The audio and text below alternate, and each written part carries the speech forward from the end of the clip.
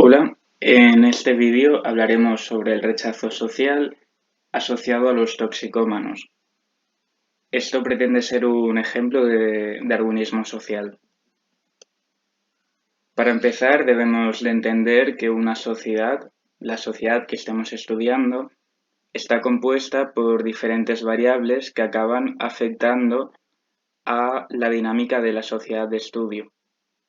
Entre ellas estarían los antecedentes históricos, los recursos, la genética de la gente que hay allí, que aunque cabe destacar que en zonas ya globalizadas, por así decirlo, sociedad occidental, asiática, etcétera, eh, esta variabilidad genética o, o intergenética, por así decirlo, entre diversas sociedades es muy pobre. Pero eh, hay determinadas sociedades que están más bien aisladas, las cuales sí que podrían tener una genética más variable que acabe afectando a, al resto de características sociales. Repito que aquí solo hay algunas, pero que una sociedad está compuesta por otras muchas características. Para introducirnos en el darwinismo social, he considerado necesario hablar sobre el darwinismo biológico. Y teniendo en cuenta que no todas las personas que estén viendo este vídeo saben bien cómo funciona el darwinismo biológico, haré una breve introducción. Para empezar, imaginémonos que aquí tenemos una especie de insecto negro y aquí una especie de insecto blanco. Es decir, nos estamos centrando en la característica color dentro de las muchas características que podría tener el insecto. E imaginémonos que de repente, pues el ambiente en el que viven se empieza a contaminar y pasa a tener un color más oscuro. Estos insectos son, bueno, todos los insectos de aquí son presas de aves. Por lo tanto, aquel tipo de insecto que sea más visible será depredado con mayor facilidad por parte de las aves. Por lo tanto, es de esperar que el insecto blanco acabe desapareciendo antes o disminuyendo su población debido a que es más cazado por las aves. Algo similar ocurre con el darwinismo social. Imaginémonos que aquí tenemos 4 países o 4 sociedades diferentes y que el valor de dentro de cada bandera representa los avances sanitarios que tiene cada país o cada sociedad y que, además, el ambiente varía conforme haya una pandemia. Es de esperar que aquellos países con un avance sanitario mayor toleren esta pandemia, mientras que aquellos con una baja capacidad sanitaria pues perezcan en esta pandemia o no continúen avanzando. Fijémonos que realmente lo capacitado que han estado los países o las sociedades o los insectos ha dependido en gran parte de la variable ambiental de la que hablemos, porque imaginémonos en el ejemplo del darwinismo biológico que no hubiese habido contaminación, sino que lo que hubiese habido fuese nieve, un nieve continua, pues el ambiente se volvería blanco y destacarían mucho más los insectos negros, por lo tanto serían los depredados y los que acabarían extinguiéndose.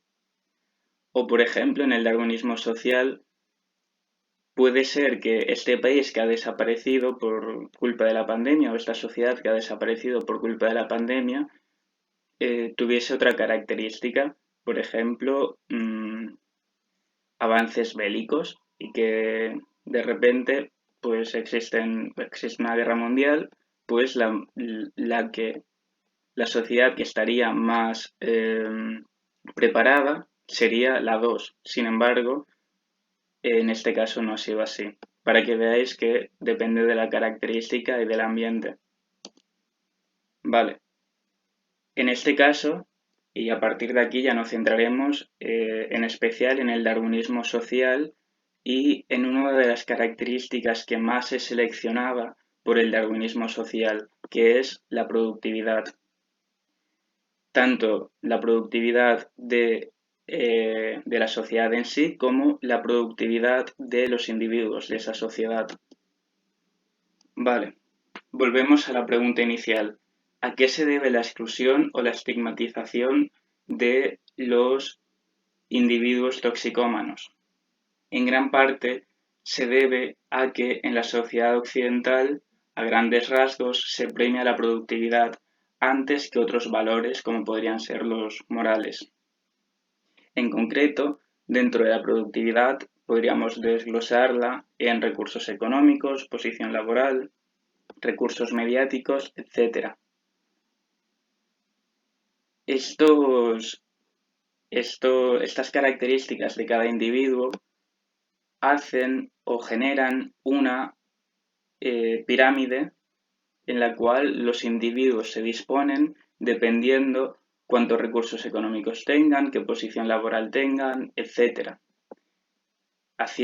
Creando así una pirámide que en sí es artificial, que depende de la sociedad en la que estemos. Es decir, no todas las sociedades se ven sujetas a la misma selección social.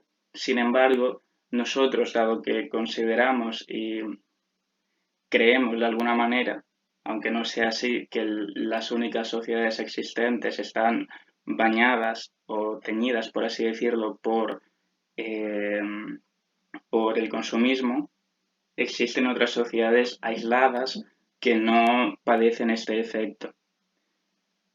Por lo tanto, esto da a entender que esta jerarquía es artificial y no es una jerarquía absoluta, sino que dependerá de la sociedad en la que estemos.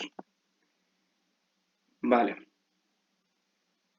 Eh, dentro de esta jerarquía, los grupos con un mayor riesgo de exclusión social, entre los cuales encontraríamos a los toxicómanos, alcohólicos y demás grupos, eh, digamos que bajamente productivos, pues los encontraríamos en esta posición. Y es por eso que muchas veces sentimos una inercia al rechazo a este grupo de personas, en parte. Sin embargo, determinados autores han confirmado que la principal excusa de la estigmatización de estos grupos sociales es la pena ajena o la compasión, por así decirlo. Sin embargo, la compasión que dicen muchos tener hacia este tipo de personas no es más que un enmascaramiento a la estigmatización que se tiene. La compasión no es más que una forma de paternalismo y está bien asentado en la sociología actual que el paternalismo es una pérdida o digamos que es el quitar el valor de autonomía o el derecho de autonomía de cada individuo, que es algo básico en los derechos humanos. Entonces vemos además que en otras sociedades las personas que abusan de drogas no están tan mal vistas, por así decirlo, o incluso en algunos casos adquieren roles importantes en las sociedades, en algunos casos como chamanes, etc. Vale. Como resultados de la selección social, en Occidente se ve que se ha dado una estigmatización de colectivos no productivos, entre otros colectivos, de los cuales quizás hable en otros vídeos.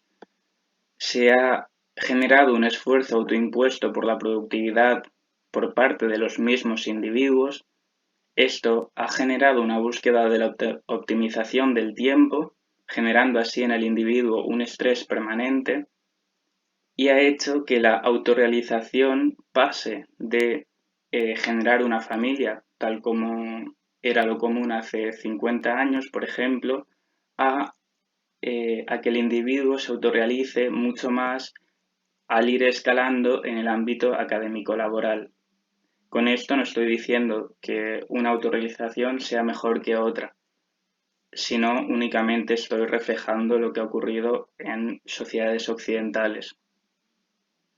Finalmente, esta autorrealización en el ámbito académico laboral ha implicado una competencia entre individuos y un canibalismo académico laboral. Por último, adelantaré algo que puede ser que hable en otro vídeo en bastante más detalle, que es sobre cómo el darwinismo social y más en concreto la presión social acaba estando asociada con enfermedades asociadas al estrés, como la depresión, la ansiedad y demás enfermedades somáticas que principalmente están desencadenadas por el estrés, como muchas enfermedades autoinmunes.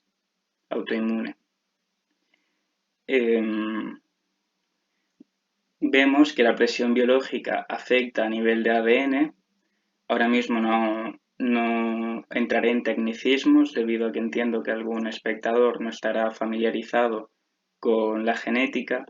Sin embargo, debemos tener en cuenta que la presión biológica afecta en cierta medida a la conducta, pero que acaba afectando a una velocidad mucho más lenta que los cambios que se dan a nivel social.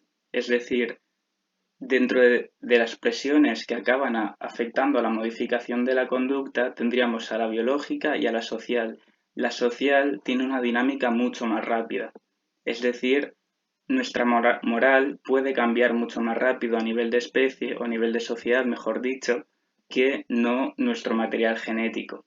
Y esto puede ocasionar una discordancia entre las necesidades biológicas que tenemos y la moral que tiene nuestra sociedad y que por lo tanto seguramente tengamos nosotros. Esta disonancia entre presión biológica y presión social puede acabar llevando a problemas asociados con el estrés.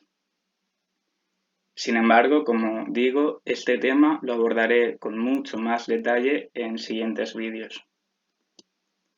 Os dejo aquí la bibliografía que he usado. Sé que es un tema complejo que abarca temas de diferentes disciplinas, sociología, psicología, biología, pero sin embargo, si tenéis alguna duda al respecto, la podéis hacer en los comentarios e intentaré responderla. Gracias.